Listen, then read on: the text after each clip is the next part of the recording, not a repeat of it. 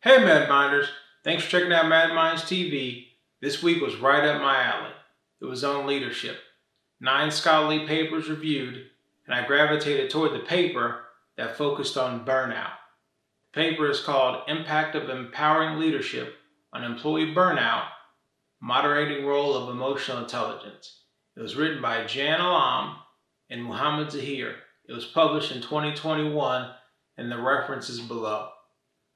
I interpreted this paper as them saying, if you're a supervisor organization and you empower or delegate tasks to employees without offering extra benefits, resources, or guidance, over time, this may cause burnout.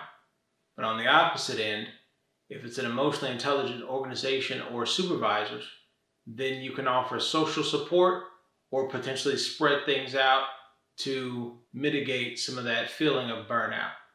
Now, it's anybody's guess why tasks are delegated, whether it's for growth or just to relieve stress, but I've seen both. And in order to discuss that, I actually have to create a roadmap based on my professional experience. And that roadmap has to talk about impact. If we're going to talk about impact, we have to create a scale of 1 to 10. 1 being low impact, 10 being very high impact. So I'll do that again. 1 being low impact, 10 being high impact. Imagine you're in the middle of the desert and somebody's asked you to inventory $10 million worth of equipment. You go to the warehouse, there's no AC, it's 120 degrees, and everything you have to inventory is very heavy and cumbersome. That task may be very physically demanding, but on the overall spectrum, it may have an impact of a 3. And that's because nobody's watching. If you make a mistake, nobody's going to see it, or you'll be able to cover it up before it's caught. And if you break anything, not a lot of people go to the desert to inventory equipment, and the ones that do cover for each other very well. Now, on the opposite end of that, let's say you're in charge of a meeting where a bunch of international executives are flying in. Everybody's watching. You have to understand protocol as well as international etiquette. And if a mistake's made, everybody sees it, and it may ruin relationships, reputations, and heads may roll. We'll take the equipment as a 3, and we'll take setting up the meeting as an 8. That's the standard for our scale before we move forward. So now that we've created a scale, we've given some examples, we're going to go back to 2 stories that I've been a part of where I've seen people delegate tasks for empowerment and improvement, or just delegate tasks to relieve stress. When I've seen tasks delegated for empowerment, improvement, professional growth, it's gone essentially like this. A supervisor knows their work center very well. A task drops down that has a high impact and potentially a high visibility. That supervisor goes to the employee or the person they supervise that can do that task the best, and the conversation goes something like this. We had a high impact task drop down. I know you want more responsibility for the purpose of promotion, so you can go somewhere else. This task deals with area X, and I want to know if you're willing to step up and take this task.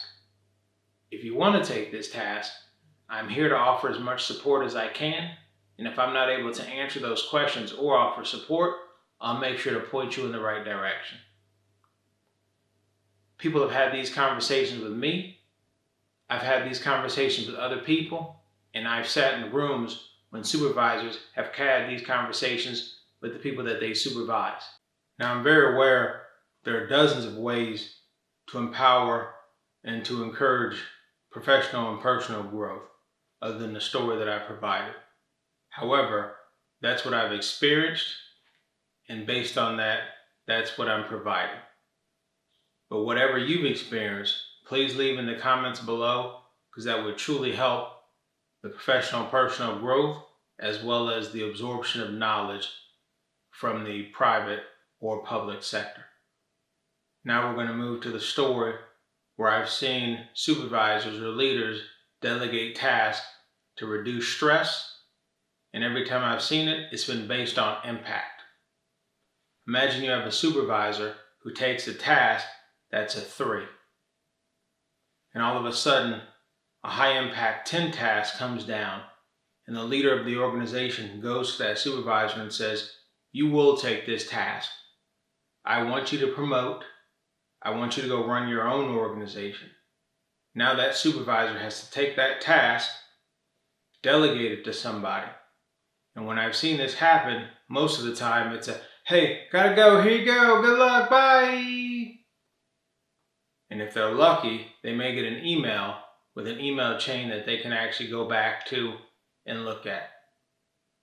The supervisor destroys that task that was provided, that's a 10, gets promoted 3 to 6 months later, and now they're off to bigger and better things to run their own organization. Now, depending on if anybody else got promoted in that organization, this is when the cycle starts. And the cycle of being left out, left behind.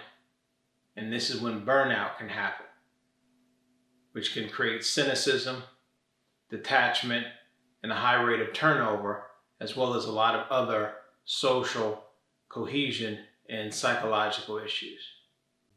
Now, we're going to go back to that exact same situation, and we're going to take a supervisor who delegated that 3 task.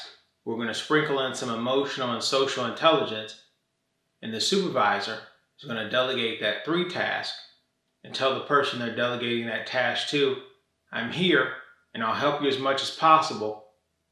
I just may not be able to help you immediately if you shoot me an email. But these are the people you can go talk to based off this task if you need any immediate help. If it's something only I can do, shoot me an email, Zoom me, Teams me, or give me a call. If I don't pick up, I'll definitely get back with you by the end of the day. I just may not be able to accomplish whatever you're asking me to accomplish immediately." And then that exact same supervisor that's destroying that 10 task will make sure that everybody they supervise is part of that task as well. Because they wouldn't be able to destroy that 10 task if the people that work for them weren't knocking everything else out. That's what I've seen. That's what I've done. And that's my sprinkle of emotional and social intelligence for that specific type of situation. Now that I've shared, you tell me what you see on a day-to-day basis. How do people deal with those situations? Is there a lot of burnout? Is there emotional intelligence, social intelligence? Is there a lot of detachment? How do you want your leaders to handle situations like that? So yeah, let me know what you've seen. Leave the comments below. And as always, for legal reasons, I have to say that this is me just thinking out loud. At no point in time is this guidance or is this any advice.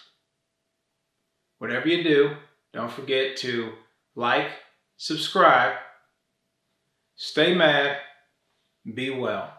Thanks again for tuning in. See you next week.